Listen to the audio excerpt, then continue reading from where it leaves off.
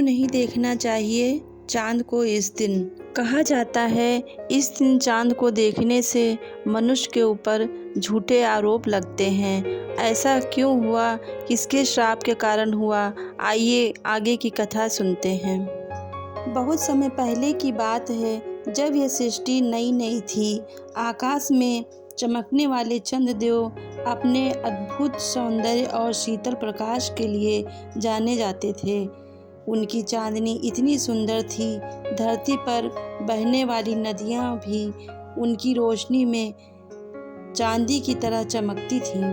पेड़ पौधे, पर्वत, यहाँ तक कि देवता भी उनकी सुंदरता की प्रशंसा करते नहीं थकते थे। धीरे धीरे यह प्रशंसा उनके अंदर अहंकार का रूप धारण कर लिया। अब चंद्रदेव खुद को सबसे श्रेष्ठ समझने लगे। ये सोचते, मेरी चमक के बिना यह संसार अधूरा है। एक रात जब आकाश में बिल्कुल शांत था और पूरी धरती चांदनी में डूबी हुई थी, तभी एक ऐसी घटना घटी जिससे आप सब कुछ बदल गया। भगवान गणेश अपने छोटे से वाहन मूषक पर सवार होकर कहीं जा रहे थे। उनका रूप भले ही असाधारण लगता हो, लेकिन उनकी शक्ति अपार है।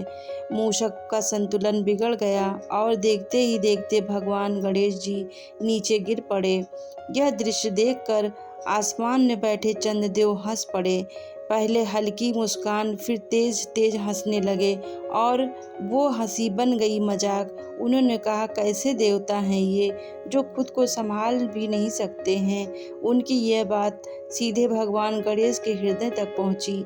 अचानक पूरा वातावरण बदल गया, हवा भारी हो गई और एक दिव्य ऊर्जा फैल गई। भगवान गणेश जी उठे और उनकी आंखों में क्रोध आ गया।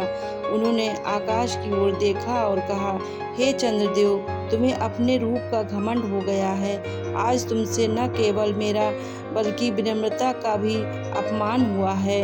इसलिए मैं तुम्हें श्राप देता हूँ। जो भी तुम्हें देखेगा उसे झूठे आरोप का सामना करना पड़ेगा। यह श्राप सुनते ही पूरा ब्रह्मांड जैसे थम गया और चंद्रदेव कुछ देर पहले तक घमंड में थे, अब वह डर से कांपने लगे। उन्हें समझ आ गया कि उन्होंने बहुत बड़ी गलती कर दी है। अगर लोग उन्हें देखना ही बंद कर देंगे तो उनका अस्तित्व ही खत्म हो जाएगा। वो तुरंत भगवान गणेश के सामने प्रकट हुए और उनके चरणों में गिर पड़े। हे प्रभु, मुझे क्षमा कर दीजिए। मैं अपने अहंकार में अंधा हो गया था, मुझसे भूल हो गई। कुछ समय तक गहरा सन्नाटा छाया रहा। फिर भगवान गणेश की आवाज़ आई, चंद्रदेव, गलती करना बुरा नहीं है, लेकिन अपनी गलती को स्वीकार कर लेना और उससे सीखना सबसे बड़ा गुण है। तुम्हारा पश्चाताप सच्चा है, इसलिए मैं अपने श्राप को पूरी तरह से समाप्त नहीं करूँगा, लेकिन इसे सीमित कर दूँगा। अब केवल शुक्ल चतुर्दशी के दिन जो भी तुम्हें देखेगा उसे ही ये दोष लगेगा और तभी से यह दिन कहलाया। उसी दिन के बाद चंद्रदेव की चमक तो वैसी ही रही, लेकिन उनके अंदर का घमंड हमेशा के लिए खत्म हो गया।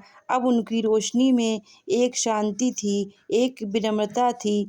कभी कभी हम भी अपनी छोटी सी खूबी पर घमंड कर बैठते हैं, लेकिन याद रखिए, घमंड हमें अकेला कर देता है और विनम्रता हमें सबके दिलों में जगह दिलाती है।